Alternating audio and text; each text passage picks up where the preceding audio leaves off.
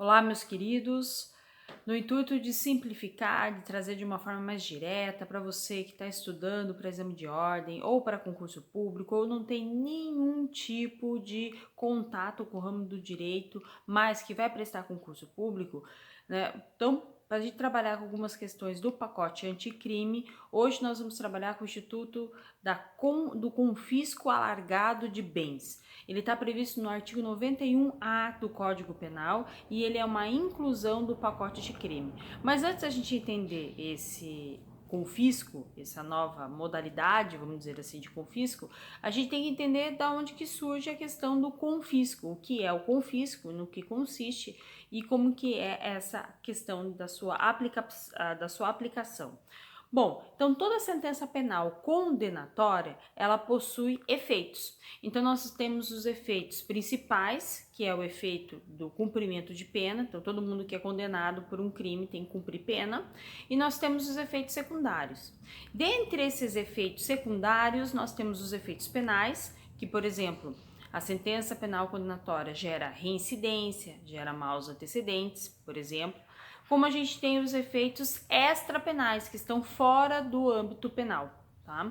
Dentre esses efeitos extrapenais, nós temos então os efeitos genéricos, que são aqueles que estão previstos no artigo 91 do Código Penal, e os efeitos específicos, que estão previstos no artigo 92 do Código Penal. Tá? Então, dentre esses efeitos genéricos, né, extrapenais genéricos, nós temos o confisco, que é um efeito civil, né, o confisco de bens. Então, o artigo 91, inciso 2º, ele fala que na sentença penal condenatória, né, vai ser perdido para a União, né, o efeito da condenação, né, vai ser perdido para a União todos os instrumentos, produto direto do crime, proventos do crime, ou seja, o lucro auferido com a prática criminosa, né, e os produtos diretos dos instrumentos, desde que o uso, fabrico, alienação, enfim, por si só já seja ilícito, é perdido para a União. Então, por exemplo, o cidadão é condenado por tráfico de drogas, ninguém vai devolver a droga de que foi apreendida, né? O cidadão praticou um crime com uma arma de fogo com a sua numeração riscada, por exemplo, essa arma de fogo também não vai ser devolvida. Então, por essas situações, né, a gente tem o confisco e a destruição em alguns casos, ou enfim, né, reverter em valores para a União. Tá certo? Então, esta é a primeira situação que a gente tem que entender. Então, na verdade, hoje, com o pacote de crime, nós temos aí 3 tipos de confisco, que é isso que você, que vai prestar concurso, que vai prestar o exame da ordem, precisa saber. De uma forma bem rápida, bem direta, bem simples, tá? É óbvio que tem alguns outros requisitos, a gente poderia ter uma aula bem longa em relação a isso, mas não é a situação. Então, nós temos o confisco clássico, artigo 91, inciso 2º, a linha A e B do Código Penal, que é isso que eu falei.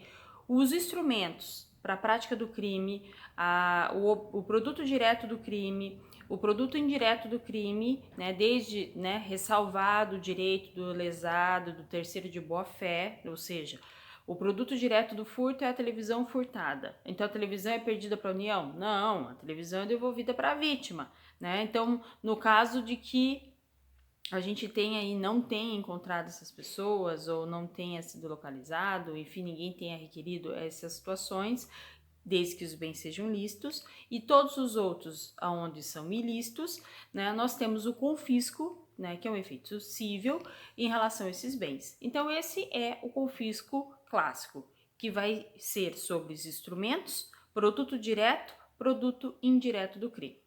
Só que aí, em 2012, foi incluído, né, foi modificado, incluído a questão do artigo 91, parágrafo 1º do Código Penal, que ele prevê o confisco por equivalência.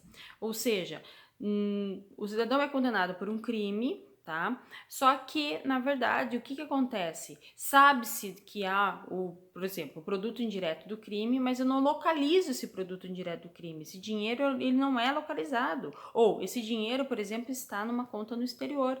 Então, o que prevê esse artigo 91, parágrafo 1º? Prevê o seguinte: a conscrição de bens e valores do patrimônio lícito lícito do condenado para compensar aquele valor que seria de produto indireto ou direto do crime, tá certo? Então, como eu não localizo o produto direto e indireto do crime, que é ilícito, logo eu vou pegar o patrimônio lícito do cidadão né, do condenado, e vou então fazer equivalente ao valor equivalente que seria daquele produto direto ou do proventos do crime, fazer o confisco em relação a isso, e isso vai ser perdido também para a União, tá? Então isso era uma coisa que nós já tínhamos no Código Penal. Qual é a novidade? A novidade se chama confisco alargado de bens, artigo 91A do Código Penal, que prevê o seguinte: uma presunção de patrimônio ilícito, né? Então, o que ele prevê? Ele prevê o seguinte, que o juiz pode, então, decretar o confisco, tá? De valores, bens e valores do patrimônio do condenado, tá?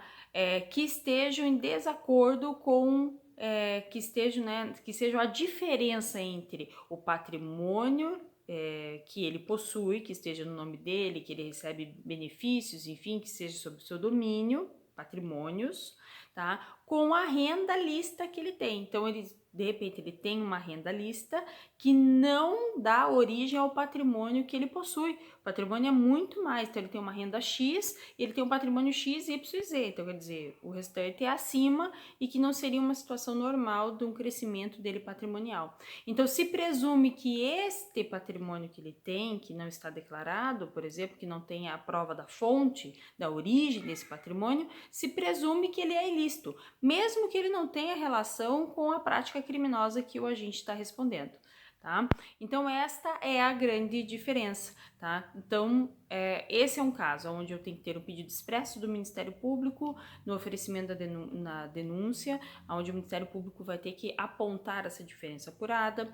Na decretação do confisco, lá na sentença, o juiz vai ter que determinar quais são os bens que vão ser perdidos, que serão confiscados, a possibilidade de defesa desse cidadão, né, do condenado, para provar duas coisas: ou que não há essa diferença patrimonial, ou dois, que esse patrimônio é lícito, tá? Então aqui a gente tem uma presunção da ilicitude desse patrimônio, então a gente faz a conscrição desses bens ou desses valores, tá? Então a principal diferença entre confisco por equivalência e o confisco alargado de bens, que é a nova figura que nós temos pelo pacote de crime, é o seguinte: o confisco por equivalência, eu tenho certo de que tem um produto direto do crime, tem o proventos do crime, o lucro do crime, só que eu sei que tem, tá apurado o valor, sei que tem, só que eu não consigo achar.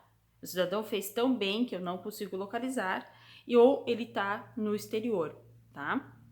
Então, por essas situações, eu vou pegar o patrimônio lícito. No confisco alargado de bens, eu presumo que o patrimônio é ilícito, porque o rendimento que ele consegue comprovar com o patrimônio que ele possui é totalmente, não há compatibilidade. Então, eu presumo que aquilo que ele tem é ilícito. É óbvio que o marco inicial dessa situação é da data da prática do fato criminoso pelo qual ele foi condenado. A partir dali, se aquele rendimento não explica o patrimônio que ele vai adquirindo ao longo do tempo, até ali que ele começa a ser processado, enfim, não vai explicar esse patrimônio, é uma presunção, juris tanto, porque cabe defesa, mas é uma presunção de que esse patrimônio é ilícito. Tá? Então fique atento a esses tipos de confisco, não confunda o confisco por equivalência com o confisco alargado de bens. Tá? Espero ter auxiliado aí nessa situação, tá? Um forte abraço a todos.